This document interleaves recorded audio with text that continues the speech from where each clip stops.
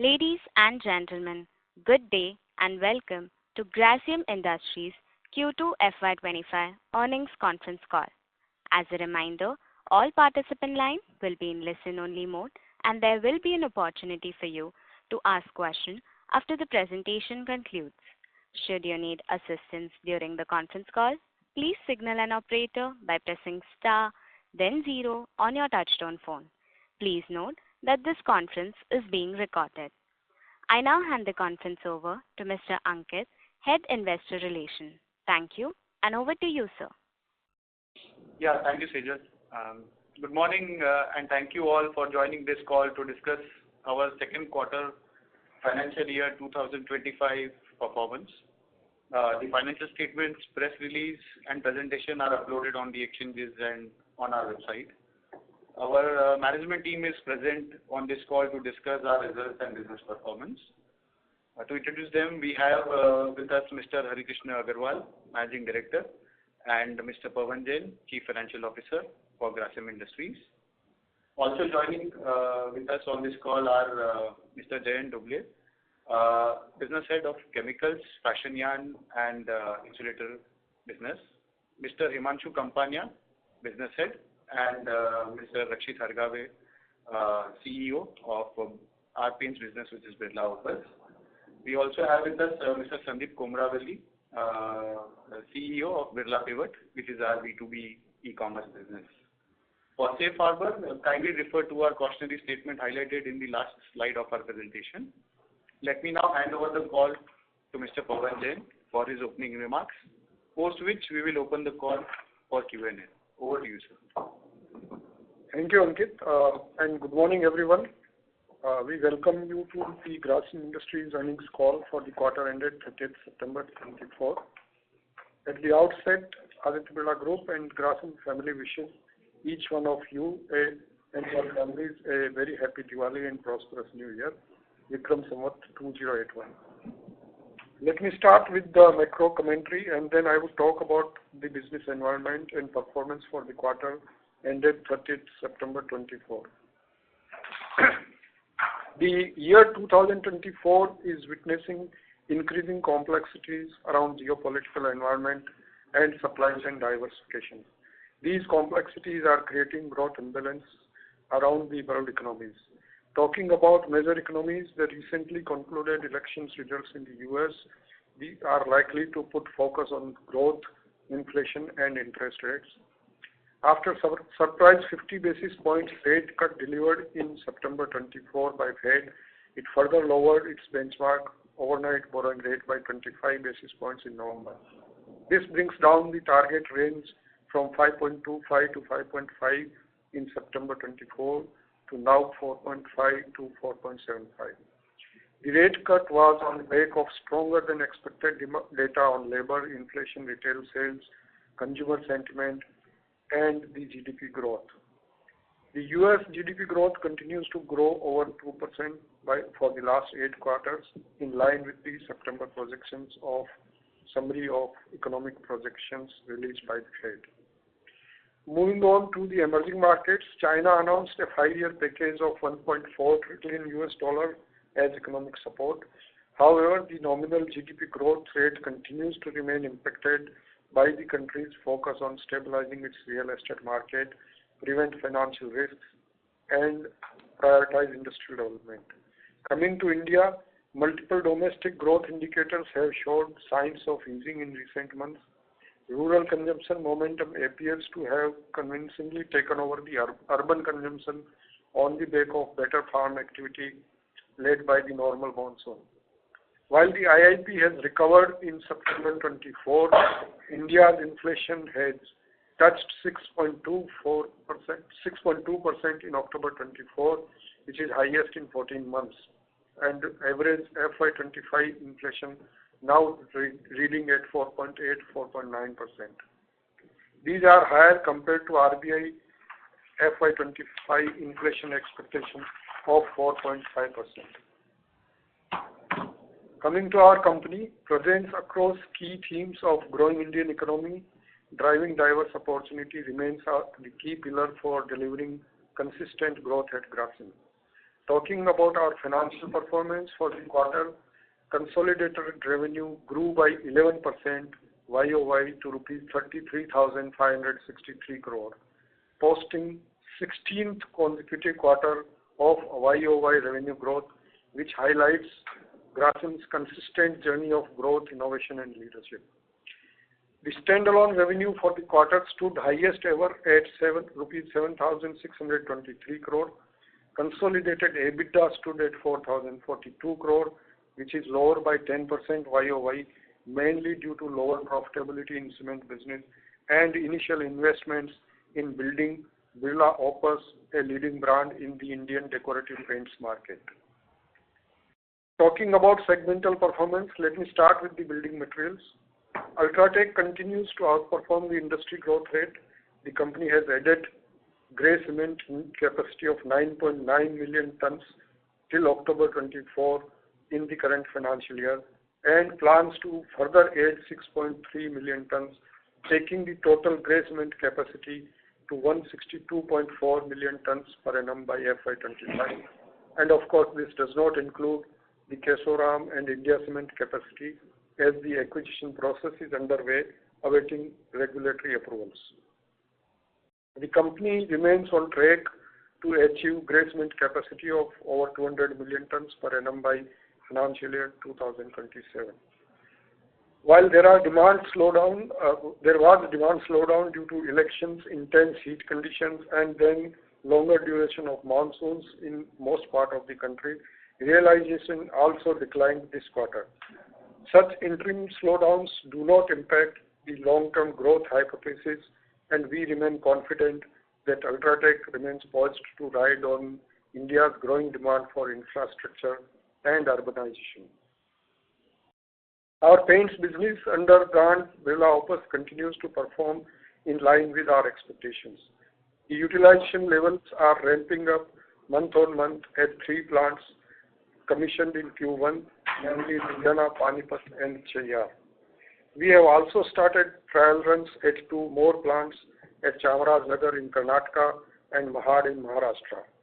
Our 6th plant at Kharagpur in West Bengal is expected to go live in Q4 FY25. After successful launch of first advertisement campaign of Duniya Ko Rang Do, which established brand Birla Opus in consumers' mind, we have now launched second campaign, Naye Zamane Ka Naya Paint. This ad campaign focuses on superior quality of Birla Opus products across interior, exterior, and waterproofing categories. The geographic reach and dealer onboarding activities are as per plans, and we are on track to exit this year with high single-digit market share in the Indian decorative paints market. Revenue of our B2B e-commerce business, Birla Pivot, is gradually ramping up and remains on track to achieve $1 billion revenue in 3 years' time frame, as announced in FY24. The business has expanded its pan-India reach to over 375 cities across 26 states and union territories. Moreover, the offerings are expanded to 35 product categories comprising of 40,000 SKUs sourced from 300 plus Indian and international brands. The business is continuously improving the journey of digitalization by launching multiple tools for buyers and sellers and building a completely digital B2B ecosystem. As regards to revenue data of both these new growth businesses, you will please appreciate the industry landscape wherein we are the new entrant. You will please also appreciate that we are well known for sharing all relevant details at the appropriate time. Coming to cellulosic fiber business division, we have seen improving trends globally in demand for cellulosic fibers due to inventory normalization and better sustainability credentials. The stable demand scenario globally has led to YOY improvement in China CSF prices by 6% in Q2 FY25. Furthermore, in China markets, the inventory levels have come down to 8 days in this quarter from 12 days in Q2 of last year. Domestic realizations improved on back on the increase in international prices. CFF business achieved highest ever quarterly sales volume of 219,000 tons in this quarter. CFY business remains impacted due to low-priced imports from China, though the demand marginally improved on the back of festival time in India. Moving on to chemicals, CFR as Southeast Asia caustic prices marked fifth consecutive quarter of improvement. Domestic prices of caustic also showed improvement during the quarter. However, ECU is lower due to oversupply of chlorine, leading to higher negative realization. Our caustic soda sales volume were lower by 4% YOY, mainly due to maintenance shutdown of captive power plant at our largest integrated facility at Vilayat. Chemicals business EBITDA for Q2 FY25 was up 16% YOY, mainly led by chlorine derivatives and specialty chemicals. Financial services business recorded robust performance across different businesses, with NBFC segment reporting revenue growth of 19% and housing finance and life insurance segment reporting revenue growth of 42% each on YOY basis. The company's omni-channel architecture provides customers flexibility to choose their preferred mode of interaction across digital platform, branches, and virtual relationship managers. The business D2C platform ABCD, Aditya Birla Capital Digital, which went live in April 24, offers 22 product categories and has more than 2.5 million app customers. Total lending portfolio and average asset under management stood at nearly rupees 138,000 crore and 564,000 crore respectively in the current quarter. We wish to also inform that the proposed amalgamation of Aditya Birla Finance with Aditya Birla Capital, which was announced in March 24, has received no objection from RBI. The amalgamation scheme now awaits approval from NCLT Ahmedabad and is expected to get completed in next 6 months. In other businesses, during the quarter, our textiles business profitability was impacted by high input costs in linen business. The business reported EBITDA loss of rupees 17 crore. The renewable business capacity has surpassed milestone of 1 gigawatt. With the projects under implementation, the renewable capacity is expected to reach 2 gigawatt in the current financial year. The business has strong anchor clientele with Aditya Birla Group companies representing 42% of the existing customer portfolio. On the capex front, the board has approved additional capex for current financial year of rupees 138 crore, of which rupees 118 crore is for the capacity increase at the pulp plant at Harihar, and rupees 20 crore is for the normal modernization at textile plants. For FY25, the revised capex is rupees 4,700 crore, of which growth capex in new businesses is about 3,000 crore, which is about 64% of the total capex.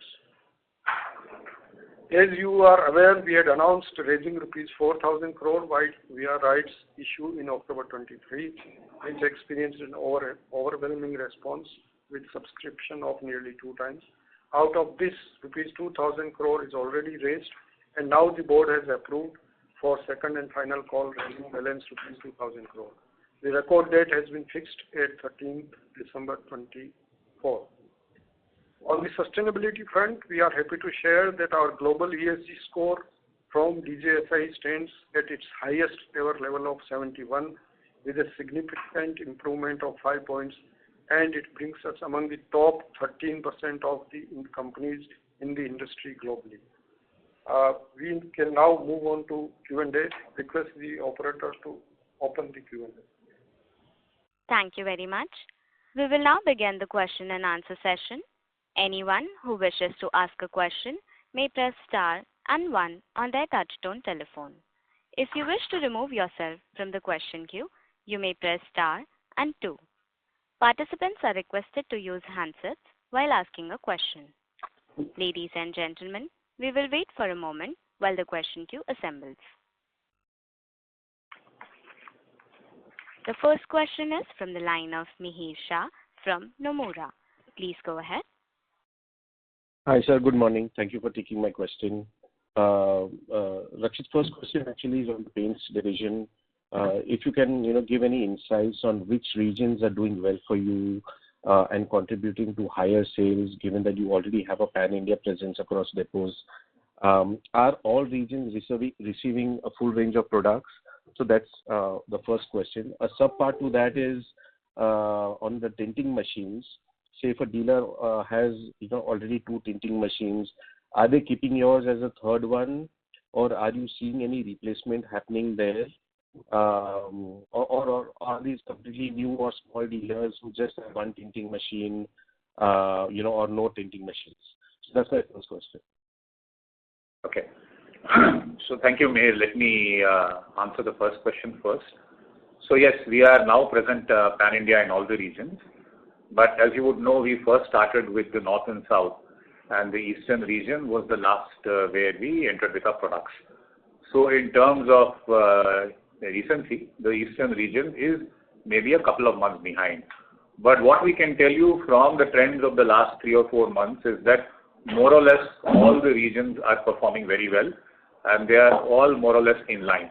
See, we are adding distribution growth, which is happening symmetrically across all the regions, which is also getting us growth. So I think it is very early for us to say if a particular region is outperforming any other region. There are small gaps here and there, but by and large, we are happy with the progress across India. In terms of tinting machines, like we said, we had a very aggressive plan to place a very large number of tinting machines, and we are actually absolutely in line with the plan, maybe even a bit ahead. What I can tell you is that all the dealers who have taken our machines, in many places, they have taken our machines as the second or third machine also. In some situations, they have removed a competition machine or, put it in the backyard and using our machine more. Because we also have information about our machine usability, because, we are using a technology for the first time in the paint industry, which gives us live information of sinking.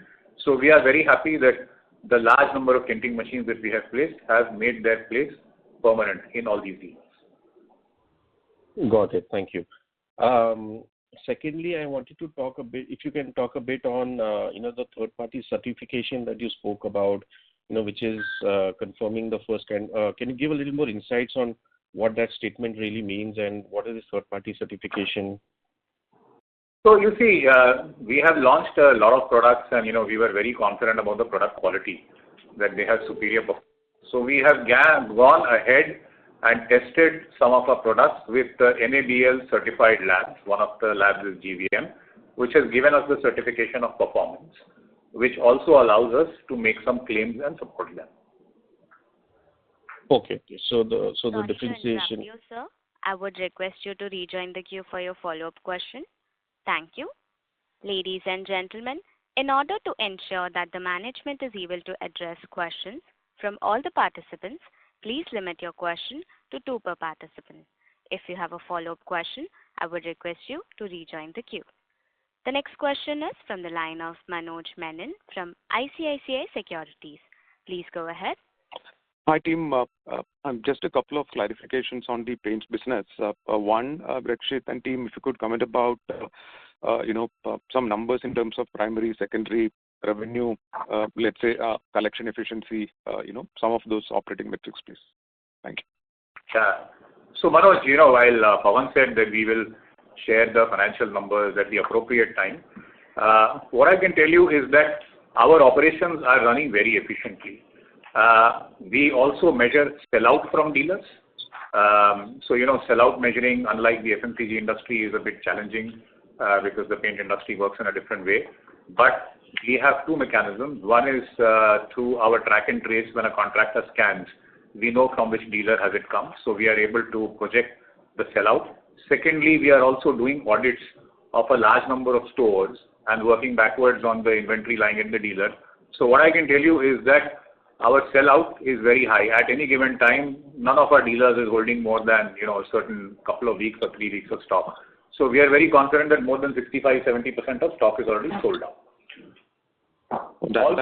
You would know that we have tinting machine which synchronize live. So we have actual information across a very large number of stores how much product is being printed, which also gives us an idea of what is being sold out. Also, from a collection efficiency point of view, we are very happy. See, we are adding a lot many dealers month on month, and the cycle of payment from the dealers is pretty consistent, and we don't see any outstanding lying in the market which is of any concern. In fact, it is quite healthy and maybe better than the market norms. That's very glad to hear. Second, the two sub-questions here, and that's the last one. One, in an industry in which there is no MRP concept, right? It's only dealer-operated prices. Okay, I'm thinking about the dealer profitability in the context of you actually going wide, or let's say the ability of the dealer to retain all the margins. Isn't it reduces because there is always a competing dealer nearby? Second sub-question here is any comments on your thoughts about inorganic? Is it relevant or not even in the thoughts currently? Thank you. Yeah. So yes, on MOP, well, yes, the consumer, there is no MRP on the pack as in consumer goods industry. But what we can tell you is that, you see, we have an offer for the end consumer which is in the form of 10% free. And I would also want to use this forum to give a clarification, because some analysts and also some competition companies have been making comments that we have reduced or stopped our 10% free promotion. I would want to clarify that 10% free on all emulsions across 10 and 20 liters, exists pan-India. Now let me come back. The dealers are getting our products at a landed price, which is far attractive as compared to competition. They are very happy to sell it at a price which is more or less equal to the market leader. In some places, some smart dealers are also charging 2% more because there is 10% free. So from a profitability point of view, the dealers are facing a challenge of profitability, and they see Birla Opus as an important vehicle where they can actually generate better returns. So while we are driving distribution and we have a very large number of dealers, we don't have any significant news of any price challenges here or there. So we are quite confident that we are able to maintain that. Your second question, yes, there have been news in the market about inorganic and things, which have been coming in the past few weeks. But our CFO has already given clarification to SEBI that at the moment there is nothing happening like that. Okay. Thank you, sir. Good. Thank you. The next question is from the line of Sumangal from Kotak Securities. Please go ahead. Yeah, thank you for the opportunity. So my first question is more on a big picture from a strategy point of view. If you look at VSF division, it's running almost at rated capacity. So beyond basically whatever is the debottlenecking announced, what are our thoughts on capital allocation here from the next 3 to 5 year point of view? Given the commodity nature of business and low ROCs, do we believe that majority of fresh capital will get absorbed in new ventures like paint? Yeah, so you are right about the VSF business. It is already operating almost at 100% capacity. You are also, I think we have shared the data, and you are aware that the VSF business is growing at faster speed than the other textile fibers in the country, as well as globally. Okay, so as the demand continues to grow, we will look at some opportunities. At present, we are working on the debottlenecking opportunities that we have already shared. The other lever is the exports, which we are currently doing, though of course at very low level, but that lever is also available for meeting the domestic requirement. I will request Agrawalji to please. So, yes, this is a good situation to be, and capital allocation is an important matter for Grasim. While new businesses have shaped well and they are in the process of developing into their full potential, we will also nurture the existing businesses with the basic driving force that we have to maintain our market position while maintaining profitability also. So all our new capex schemes are being formulated keeping this profitability factor in mind in a very important manner. So there are many drivers, and we will examine all such levers in expanding our VSF capacity further in India. Okay, understood. Sir, I have one basic question on the paints division. I mean, at the start of the year, we said high single digit exit. Our sense was somewhere around 8-9%. So I just wanted to know, based on how 1H has been versus our business plan and a little bit of ongoing industry headwinds, is there any positive or negative change to our confidence? And also now, given that we are well on the ground and next 3 plants are also coming up, some color if you can give for how should we look at FY26?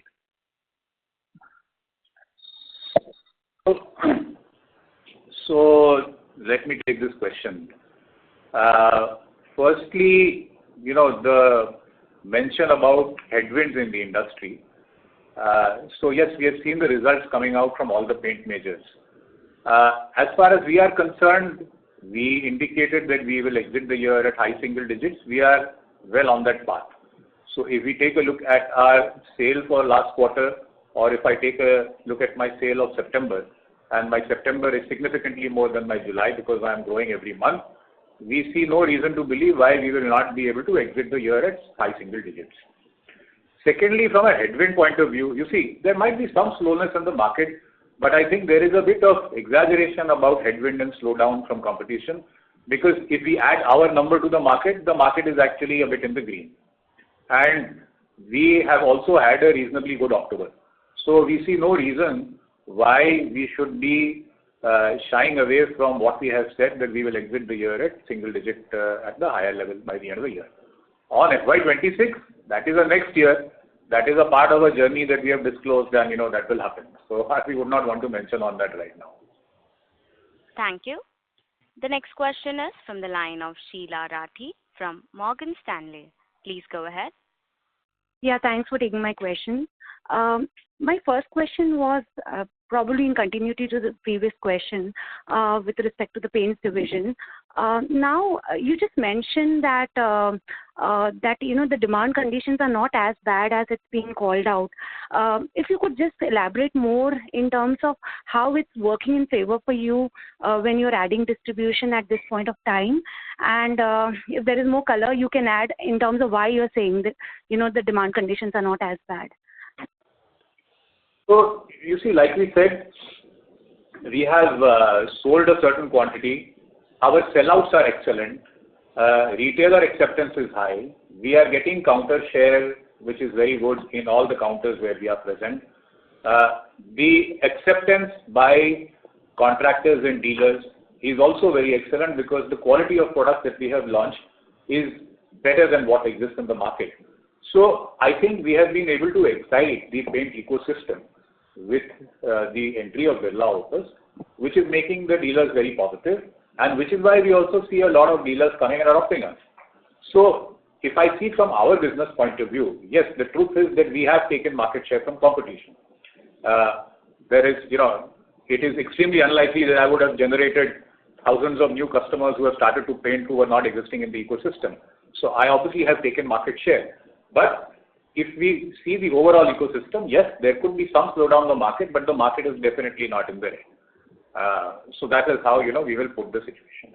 Very clear. Just a follow-up to that, the competitive intensity for sure has gone up from the existing players. Is there anything you are witnessing from your end which is, making you make changes to your strategy going ahead? And my second question is also connected to that, is that, as we'll have all our capacity on board by the end of this year, this calendar year, what will be the focus area? I'm not asking for numbers here, but, from brand building, distribution building, where would we want to be ahead, in the next 6 months in terms of focus area? Okay. So let me first mention on the competitive intensity. So we had already in our playbook imagined competitive intensity, and it is more or less playing as per that. So it is not a question of surprise for us, but yes, that what we had assumed that how competition will behave is happening exactly as per that. Also, let me add that the level of competition in the paint industry as compared to other paint industries was very low. It was a question of, a market leader doing something and everybody else following it like pipe for a ambulance. We have kind of broken that comfortable ecosystem, and I think it's for the benefit of the consumer. because there is better product, there is more choice. And I think it was bound to happen. So from a market reaction point of view, obviously, if you read the results of competition, they talk about higher trade discounts, etc. You can see that reflecting on their P&Ls. So it is the result of what we have done. If you ask us going ahead, our playbook is same. We will continue driving distribution. We will continue driving handler share, as you say, our counter share amongst all dealers. We still have a long way to go in terms of distribution because the market is very big. We are also going to complete our portfolio. There are some products which are still entering the market, which are going to enter. We are also focusing a lot on opening specialty franchise stores. All these initiatives which we have put will keep continuing, and our revenue will be driving top line, driving market share. But obviously, like we have said, that we want to be profitable at the end of first full 3 years. So that is the long-term view. So there is no change in that. Thank you. The next question is from the line of Neera from Anvil Research. Please go ahead. Yeah, sir. Thanks for the opportunity. I have 2 questions on chemicals. So first is on the epoxy side. I think we have seen some dip in the sales this quarter. So was it because of lower sales volume, or was it because of a change in the product mix, because of which our realizations would have been lower? So neither, as you know, Nirav, generally monsoon is a slower period for construction, and a lot of epoxies go into the construction sector. Yeah. So that is primarily the driver. It indirectly also affects windmill installations. Correct. Because the level of windmills that happen, erections that happen during monsoon slowdown. So there has neither been any structural slowdown in the industry nor any loss of market share. If anything, we believe that we have either maintained or improved our market share. Got it. And so your thoughts on putting up a new integrated complex for epoxy and ECH. Also wanted to understand from you, like when we export out our epoxy volumes to the geographies, various geographies, on what basis do we compete with them? So is it more on the product differentiation, or it is more on the price do we compete with them? Nirav, you have asked a big question. I will split your question in 2-3 parts, if I may, so that I can make each underlying point clear. So as you know, some anti-dumping has been announced on ECH, right? Yeah. Which will impact the epoxy chain. I'm sure you're wondering what the impact on that will be.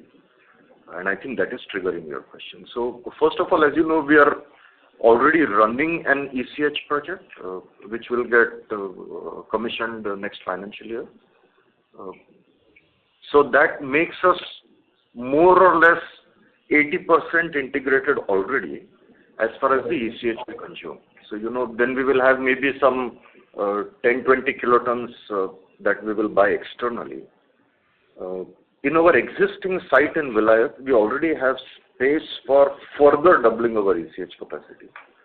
We have the environmental clearances in place, and we have already started doing the engineering work on that so that we can generate capex estimates, etc., and take it to the board. Which means that, in a reasonable time frame, not only would our Vilayat site be completely integrated into ECH based on existing capacity, but actually we will have some 10-15 kilotons surplus left, which we can trade, sell, etc., etc. And as you know, this gives us a completely integrated situation because we are backward integrated into caustic. We sometimes have some of our own small salt fields as well. We make our own ECH, we go into epoxy, we do epoxy formulations, reactive diluents, all of it, right? Correct. Third, as you also probably know, but I would like to remind you, is we have also acquired the land in Vilayat next to our existing chemical factory in Grasim. And we have possibility to further double our epoxy capacity. As you know, the epoxy market grows somewhere between 1.5 to 1.8 times GDP in the longer term, right? Which means the epoxy market will double every 5 to 6 years. Correct. So if you just work backward, and if we want to maintain our market position, we will easily also double our capacity in that time frame, right? And we will not lose our market position. In fact, we will grow our market position. Now, let me come to your part on how do we compete. So, there are different ways we compete. We have a large patent portfolio. We are India's largest epoxy player, but we have also been in this business as a group for over 40 years. So we have a portfolio that we offer, which includes, liquid epoxy resins. It includes reactive diluents, hardeners, powder coating materials, etc.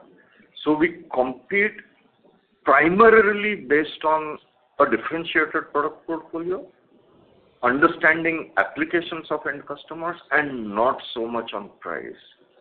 And epoxy end applications are highly critical in terms of performance requirements. I will give you a very simple example. Largest part of cars in India will be coated, using an epoxy in a formulation which will contain our epoxy. Car companies will give you guarantees on the body of the car, right? Okay. So you can imagine that when an automotive company, wants to formulate any type of new epoxy formulation, it's not just about price. It's about proven track record, proven performance, and we offer that entire package. So you asked a question, but I thought let me split it into different parts. There is a value chain aspect, there is an expansion aspect, right? I hope that answers your question. Absolutely. And the second question is on the presentation slide where we have shown that there is an upward pressure in VSF due to the increase in the prices of sulfur, caustic, and pulp. So just wanted to understand from you, like when we compare our ECU and other players' ECU which they have reported for Q2, I think ours is far better a number. So was it because more of our caustic is sold due to the contracted volumes with the group companies, or was it because more of the flakes which we have sold this quarter and which is moving up the overall ECU? And second bit to this is, let's say if we are seeing the price increase in the caustic for the VSF division, how much of price increases would have happened in October and November over and above the Q2? Thank you so much. Okay, so I'll answer a little bit of your question, not all of it, because some of it is sensitive, as you can imagine. So look, we optimize our caustic portfolio across on a pan-India basis, right? Because we are the only significant or perhaps the only real pan-India player in the caustic industry. Everybody else has a regional focus, which essentially means that, we have a different way to approach pricing than many of our competitors. Secondly, as you know, we have capacities of lye, flake, etc. We also look at the export market, and very often we have very quick market intelligence on what is happening in global markets that allows us to take quick practical decisions. We have always a mix of spot and sale. So, it becomes quite complicated to unravel our eco in terms of what is the geography effect, what is the lye effect, what is the spot versus contract effect, and, that is something that we, of course, will not be fully transparent about in this setting, except to say that we are usually very price conscious in the sales market. Being the largest caustic player, we have the most to lose when caustic price reduces, right? So we are usually the one that tries to maintain price discipline the best we can.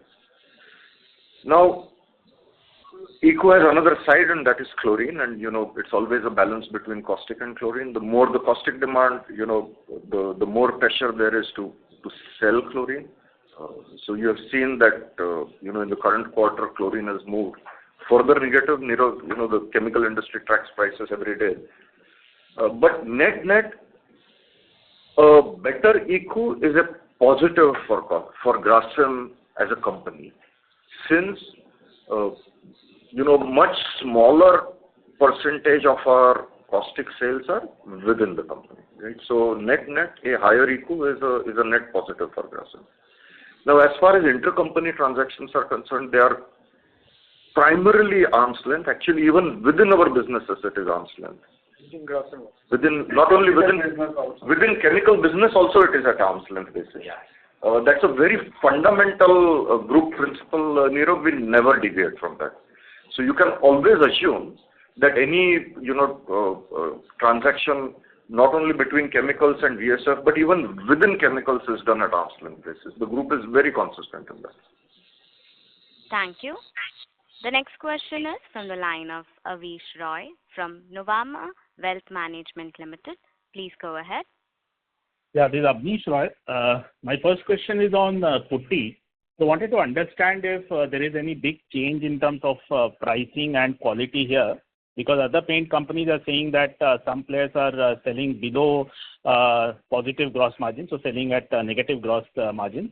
And they have also reduced the quality of putty so that it makes sense from a overall business perspective. So if you could comment who has done this, and if you could comment if this has actually happened. The putty business is managed in the Ultratech domain, and I would request that the same question should be asked in the Ultratech. The Birla White is part and subsidiary of Ultratech. But you would be aware of the development? I'm aware, but I think this is not the right forum to answer the question. Okay, then I'll come to paints, which I think clearly very high interest is there. So, sir, you will anyway comment in the next 3 months because exit will come in the next 3 months. So, wanted to understand if some clarity can be given if around 250 crore revenue in paints has been done in Q2 and around 2% market share, because in any way, in 3 months you'll have to give the numbers because it will be exit. So, if you could give some color on these calculations. Plus, in Q1 there was a WIP component in paint. Is that still continuing? Is it still very large compared to the number which I mentioned? So some clarity on the revenue and if possible on the EBITDA also. Okay. So like, Pawan said, we will disclose the numbers fully and fairly at the appropriate time. So I don't know from where you have calculated 250 crores for the quarter. So I would not want to comment on that. Like I said, we are in line to deliver high single-digit market share by the time we exit the year. So you can do some calculations on your own to find out. But on the CWIP, see, we capitalized our first 3 plants in Chayar, Ludhiana and Panipat on 30th April. So whatever was manufactured in those plants till now, which has been sold in the period July, August, September, will still go into CWIP. Also, our Chamarajanagar factory, which started in this quarter, whatever it is manufactured, it is still under trial. So obviously, the CWIP is still a part, and in our reporting, it will be reported separately. So that is a fact. As we keep commercializing plants, whatever we manufacture will start coming in the books. Thank you. The next question is from the line of Percy from IIFL Securities. Please go ahead. Hi. Just on the industry demand part. So the way I'm looking at it is that all the companies have reported and the 5 listed companies are a very large part of the overall industry. And the aggregate sales growth of the 5 listed companies, excluding Grasim, in paints is 1%.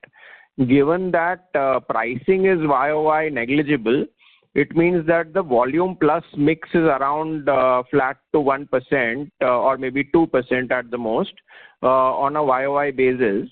And if your market share exit FY25 is high single digit, it's obviously lower than that right now. So let's say a mid single digit kind of a share would put the industry growth at somewhere in mid single digits itself. And that's clearly much below what the industry has been doing for several years and much below what your own expectations would have been when you decided to enter this space. So what are your comments on these? So Percy, so you've obviously done some number work. So like we said that yes, the market seems to be having a slowdown. But like we said, as a new player, we are on track with what we had intended to do. So obviously there is market share gain and replacement from competition happening with us. So that is absolutely. So, but does that change our optimism or look out for the industry where we have entered? No. So I think this industry, medium to long term, is going to get healthy growth, and there is room enough for all players to grow. And even for us, to go with our business plan. So I think just a couple of quarters of a bit slowdown and a demand slowdown, I don't think that changes anything. Right. Second question is on the rebating. So while we are able to keep track of the price increases that paint companies do, and I think there was one in August and one in July and so on. So there have been like 2% kind of price increases. That circular which goes out to dealers is only part of the equation of the price increase effectively, right? The other equation is the amount of rebates and the amount of the discounting, etc., done by the companies in their invoicing to the dealers, either in the immediate invoice or at the end of the month, quarter, etc., etc. So can you, since now you're an important part of the industry, can you give us some kind of idea on what is the rebating, discounting, incentives, etc., sort of how much has it changed on a YOY basis? What I'm trying to arrive at is the effective pricing X mix. And we are able to see, as I said, the price lists sent and that part of the equation. But the other part of the equation of the pure pricing is something that I just wanted to get a handle on, if you are able to help in that at an industry level. Yeah, so what we can tell you at an industry level, what we have seen, while there is some price increase which has happened, which is basically increasing the dealer price list, but at the same time, the back-end discounts, whether it is in the form of monthly credit note, quarterly credit note, or discounts to special dealers, has actually gone up, and has actually gone up more than the price increase, which is why you see a net effect on the P&L of these companies, which is negative. And that has a relation to the fact that the intensity of competition is going up. So the trade discounts have gone up and have gone up in various ways. There are various ways in which paint companies settle these in the form of dealer incentives or upfront discounts or back-end discounts or credit notes or quarterly or annual promises. So obviously there's an increase in that. Does that answer your question? Yes, sir. Thank you. Okay. The next question is from the line of Prateek Kumar from Jefferies Group. Please go ahead. Yeah, good morning, sir. My first question is on your leverage position, more like broader question. So on a trailing basis, your net debt to EBITDA is at like 4x. I know 2,000 crores from warranties is supposed to be pending for second half. But where do you see your leverage on an absolute basis from 6,700 crore last quarter, at which level, or on a net debt to EBITDA basis? I think I could not hear your question clearly.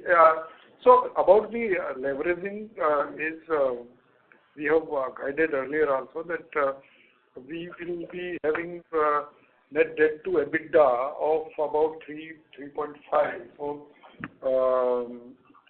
I think we are on track to that, and the pending capex, etc., which is to be done in H2. We have already announced the balance, the second and final call of the rights issue, which we will be getting in Q4. Okay. My other question is on paints. Just some accounting clarification. Is the first quarter CWIP revenue by any chance booked in 2Q for the segment? We could not hear you clearly. Can you repeat? Yeah, sorry. I was just saying that is the CWIP revenue of first quarter in paint segment, is it booked in second quarter revenue? No. First quarter. Hello, please, Prateek, try to understand what has been already booked as revenue as part of CWIP will continue to stay as part of CWIP. It cannot be transferred like to the revenue of second quarter. In second quarter also there will be some part of revenue which is going as CWIP. As we are commissioning 3 more plants during the current financial year, whatever is produced during trial runs, when that gets sold, that will continue to be part of the CWIP and not the main revenue. Okay, and one other question in the segment. This 10% free volumes, when is this scheme generally we are expecting to end or sort of continue till what period? So I would want to ask you, why should I give an answer like this which helps my competition? we will continue it till we want to. And again, to clarify, it is totally on and it is available everywhere and it is doing very well. Thank you. The next question is from the line of Amit from Elara Capital. Please go ahead. Yes, sir. Thank you for the opportunity. Sir, just on the point that you highlighted that you are in the process of putting up more products and at the dealer level. So where we would be at the in the journey based on whatever plans that we have in terms of the currently we have 129 products with 900 SKUs. So where would we 80%, 70%? How should one think about it?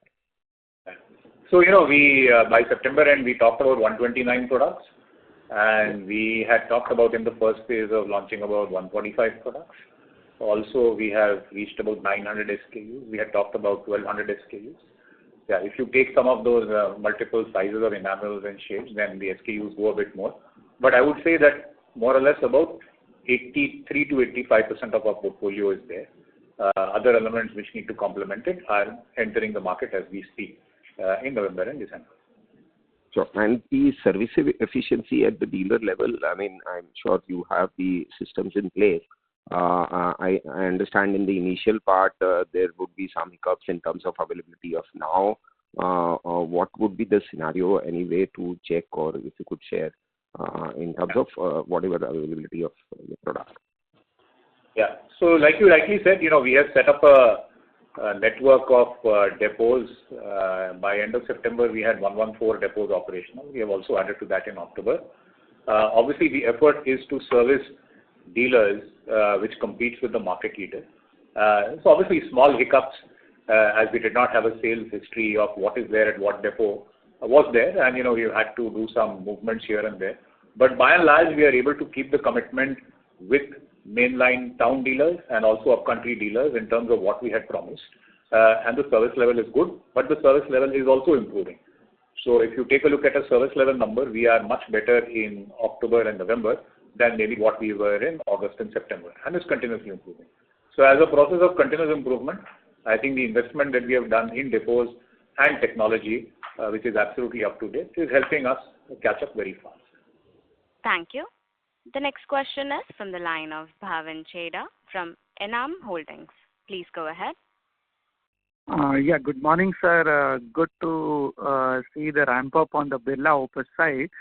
Just a few questions on the paint business. If you can share the number of distributors and retail touch points currently in the paint business, and also the number of tinting machines which are already installed. Yeah, Bhavin, so yeah, good to speak to you again. So like we said, we don't have distributors. So we are, in a direct model, and we had talked about hitting about 50,000 dealers by the end of the year. So we are on track to be able to hit that number. And significantly, a very large number of those dealers have been given tinting machines, is how I would put it. So you said you'll be hitting 50,000 by the end of the year, right? Yes.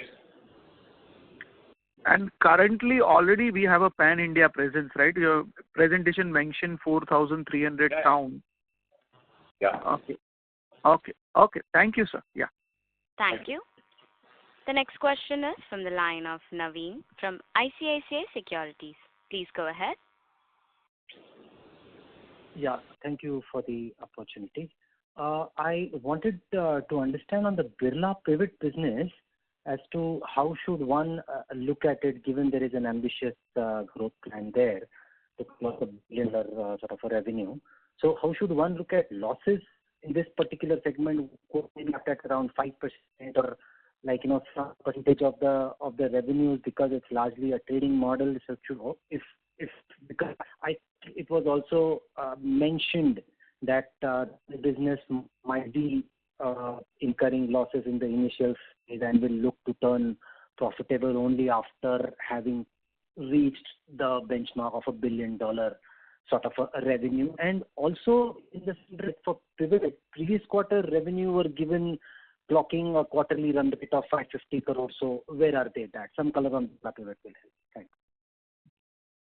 So Naveen, as regards to your last point of the revenue numbers, I think in my opening remarks, we told that we will share all the details at appropriate time.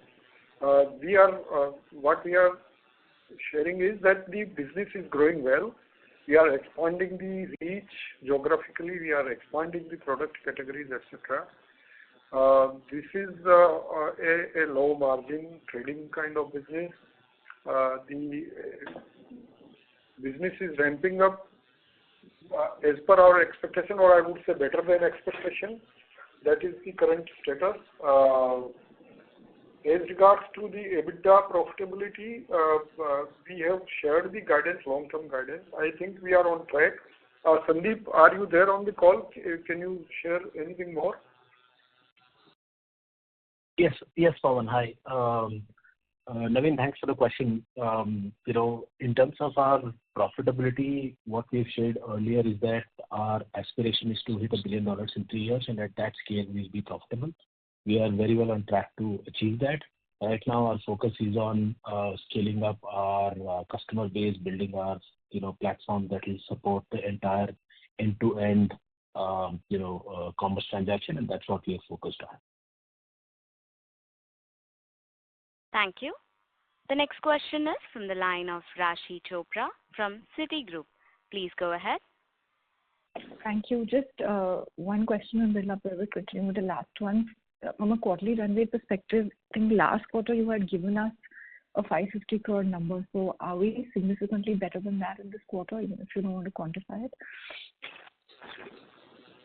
So, Rashi, I think what we are sharing is that we are ramping up month on month. The business is growing.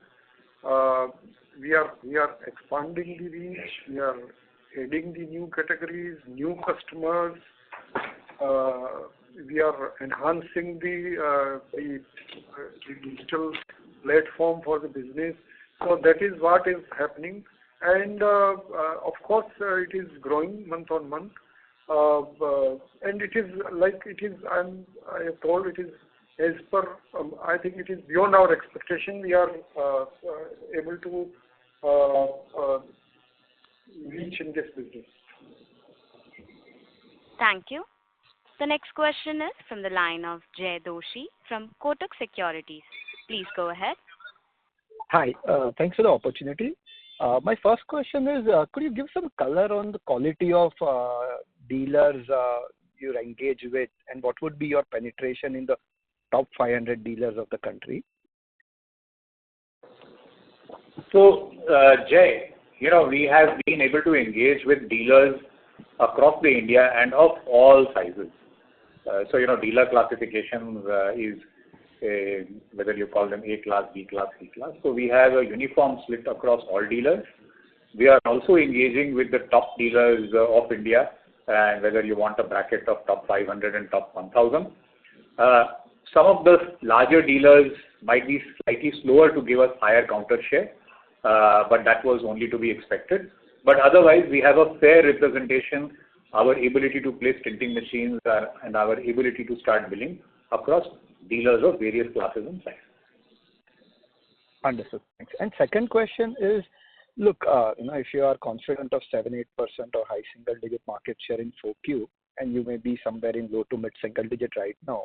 So is this 200-300 basis point market share gain per quarter that you may be expecting in December and March is contingent entirely on the B2C retail decorative paints business, or you are expecting a big scale-up in projects business to help you get to that number by end of the year? My understanding is right now you have negligible play in the project space. So, we are building up our project team. We have started getting good projects, but as you would understand, that project has a slightly longer gestation period because the discussion and the closure of accounts takes a longer time. But we are even on projects, we are well on our plan to be a much more significant player this quarter and next quarter. But the momentum of the retail business itself is very good. So, the overall mix is going to play out, but we are quite confident of the number that you have talked about. Thank you. Ladies and gentlemen, due to time constraint, we will take that as the last question. I would like to thank the management of Grasim Industries. On behalf of Grasim Industries, that concludes this conference. Thank you for joining us, and you may now disconnect your